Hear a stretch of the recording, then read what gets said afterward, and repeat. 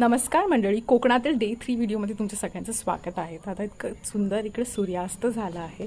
त्याचबरोबर आपण जाऊया असंच तोरपात एक फेरफटका मारायला. चला. सूर्यास्त बघा किती जास्त सुंदर दिसतोय आणि आमच्या झाडाला ना भरपूर काजू लागलेत. आणि काजू तुम्हाला माहिती आहे एक कोकणी माणसाचं वीक पॉईंटच म्हणा. आता मी ॲक्च्युली बाहेर जात होती पण आम्ही बघितलं की भरपूर काजू खाली पडले. तर मी आणि माझी आई आम्ही काजू गोळा करायला लागलो आहे. तर हे सुपडीमध्ये तुम्ही काजू बघत असाल पण हे समजू नका की ही सुपडी कचरा ह्याची आहे.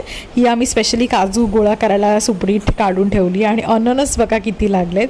तर आता जसं मी म्हटलेलं मी बाहेर जात होती तर मी आली आहे माणगावच्या आपल्या दत्त मंदिरात. श्री गुरुदेव दत्त मंदिरात इतकं प्रसन्न वाटलं बसून.